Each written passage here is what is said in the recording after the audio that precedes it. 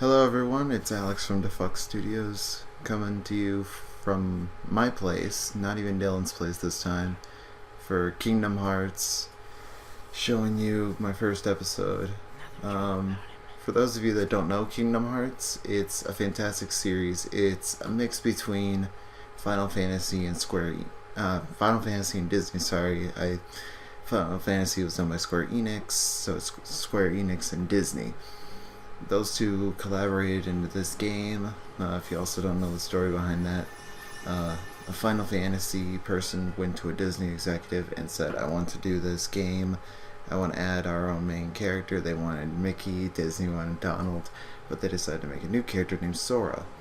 Sora won't be around for a little bit. We're going to be playing as Roxas for quite a bit of time. Roxas was created in Kingdom Hearts 1. He's a nobody, but we don't quite know that yet. This part of the game is really insignificant. You do meet up with these people later on as Sora. I'm going to be skipping most cutscenes. I'll explain them. Roxas just feels weird because he just had a long dream about Sora, Kairi, and Riku. And I'm going to be trying to run through this game as fast as I can. My best time so far has been...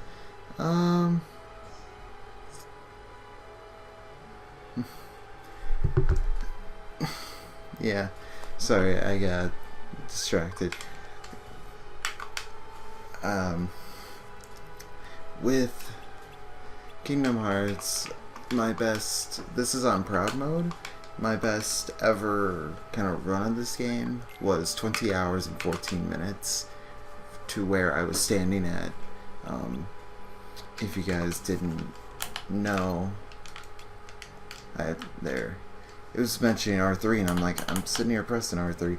Alright, where I'm standing at Kingdom Hearts' entrance, about ready to fight the final battle. I do a little bit of sort of enemy spamming kind of thing. So, I'm gonna go with a different one for this. This is kind of like Sora's choice. You know, his sword, shield, and magic. I chose strength. I always choose strength, kinda. I've never actually chosen defense, but I have chosen magic before. Well, I have thought about it. I just think that strength is more important in this sort of run, especially since I know kind of what is going on. Now, with Cypher here, he's kind of your first fight. He teaches you combat styles, and as you can see, I just kind of mash X. I'm going to be mashing X a ton throughout this playthrough, and he's going to basically intimidate me. Roxas is getting kind of hazy because he can feel the effects of kind of this simulated Twilight Town. Like, Twilight Town's a real place. A real world, not an actual, like, real life place. And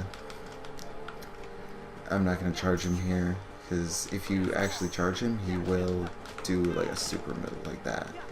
He's got 3 attacks, I believe. Like, see, I'm going to try charging. If I would have kept going, he would have done that. Like, he'll recover while you're hitting him. Here, I'll show. Yeah, he does that. Yeah, he's a pain in the butt to fight. He's not too hard. Even on proud mode, he's not tough. That's just the good thing about picking strength. Throughout the playthrough, I've got a couple bosses that I'm kind of, I probably want to be over-leveled for them. I'm going to be doing worlds in a different order. I'm going to be skipping Atlantica. And I'm going to show you something funny. If you've never skipped Atlantica, oh, you're in for a treat. For this part, you actually don't need to follow him. You can just run straight for the mansion. The dude will just be there. All you'd have to do is really loop around, and he's magically here. So, basically what's going on is people cannot say, and people don't have any photos. What the photos are, the nobodies are trying to capture Roxas, but they keep getting pictures of him. So they end up running out of pictures to steal, so they steal the word. Now, a nobody is, of course, kind of like a Heartless. You can't attack it with normal weaponry. Unless if you're Sora with that one sword, that kind of breaks this rule.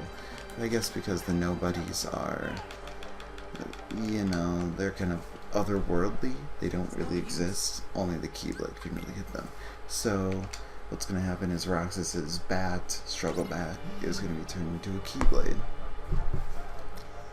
And now we have to beat him. Hopefully it doesn't, yeah, it doesn't keep my level where it was before, my health level. Oh, dodge that. These guys are probably actually one of the hardest nobodies in the whole game to fight.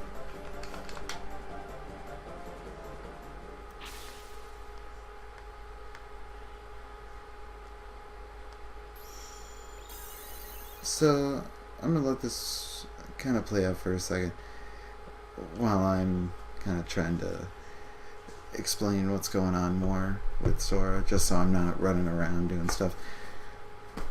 Basically, what's going on with Sora, Riku, and Kairi is that they come from a place called Destiny Islands. It's another figurative place, I believe, unless it's a Final Fantasy thing. I have absolutely no clue about that, but I know that the Destiny Islands is a kind of weirder place. Basically, Sora, Riku, and Kairi want to get off this small island where there's only like 5 people on it. And they make a boat. Oh, well, this will kind of explain more. He's kind of already off Destiny Islands, but he basically, Riku gives himself to the darkness, Kairi is swallowed up by the darkness, and Sora is given the Keyblade. So it's easier to just kind of watch this to find out Sora's story if you don't know it. So I'm gonna let this kind of explain itself for a couple seconds. Especially if we want to find your friends. My name's Goofy. I'm Sora. I'll go with you guys. The Heartless have great fear of the Keyblade. That's right. The Keyblade. Yeah, the Heartless have great fear of the Keyblade. I'm gonna start explaining the Keyblade now that they're on to this sort of discussion where they go into the Keyblade. The Keyblade is, of course, this giant key that is used to seal the Heart of Worlds. While every person has a heart, every world has a heart as well, kind of like their core that holds the planet together. The Keyblade is meant to seal those keyholes so the Heartless cannot obtain them. And now Roxas is coming to the realization that he had the Keyblade. So Sora goes on this grand adventure with the Goofy and starts to uncover that darkness is afoot. And, of course, when darkness is afoot, you need a hero to stop it. I'm going to save. I'm going to be saving constantly. I'm sorry I'm not cutting this out. It's just, there's a whole ton of save points. And on proud mode, it's, you have to either continue from the previous room or you have to load. And if I'm sitting there just struggling with something over and over and over again, it's just a pain and I'd rather not. So I'm going to head down here. I was going to do a live stream at some point. Yeah, see the level 46 on save number 26, level 46. That was my proud mode run, and I believe you're actually required to save there too, which sucks. So we got a map in this game. In the journal there's maps and then there's chests, which are 2 different things. So now we're heading to the front alley, and this is a very boring part of the game. Heck, you know, if the game went a little further, yeah, I might explain a bit more about that, and then I'm just going to skip the chore sequence, and I'll come back to you guys during the cutscene that happens after you collect enough money. So I like doing these ones. Cargo Climb's kind of easier because I'm so low leveled. Grandstander's pretty good. I don't have specifically what I need, but I like doing Mail Deliverer. I can always get the highest amount of money on Mail Deliverer. And I can sit here and do this one over and over and over again. So, I gotta deliver mail to 5 people and that bird. And that bird. Where'd the girl go? The girl's very RNG based. Now, if you guys don't know RNG, it's randomly generated. These people will walk around. The dude in the blue is not tough. And I believe you need to collect a certain amount of money. I don't know if it's only 1. No. Painter went up the hill. Okay. So I'm gonna see real quick if doing 1 job will give me enough. Because I can't remember what I did in my proud mode run. I know I kind of sat here and I tried to earn as much money, and then I was kind of like, I wonder what would happen. Okay, I did one job. I don't even know if I have to do a job, or if I can just come up here and tell Hayner, hey, I got money. So, 5,000 hard-earned money. Woohoo.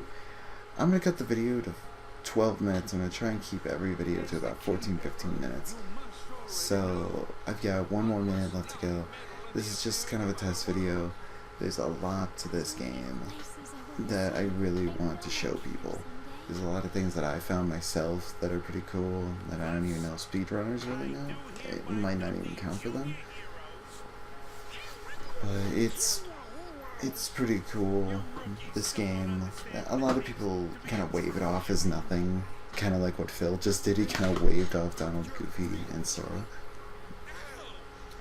And I want people to recognize this game more because even though it is Disney, it has very mature elements to it.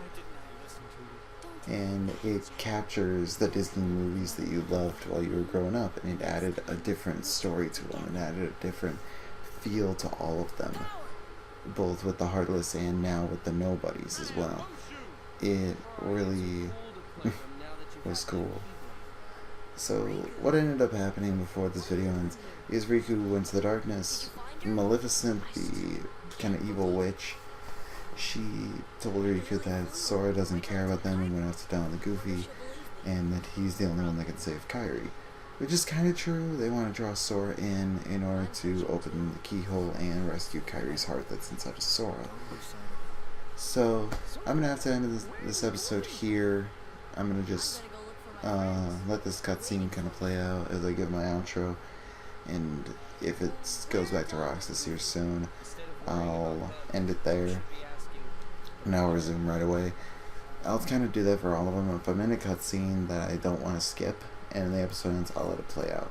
So, check out the rest of our stuff. We do all sorts of playing videos. We do multiplayer based, we do single player based, and now we're doing kind of playthrough campaign almost. I want to go from 0 to done. And I'll explain more about Diz when I start, but check out our stuff. I just dropped the controller. Nice job, me. And please like, comment, and subscribe.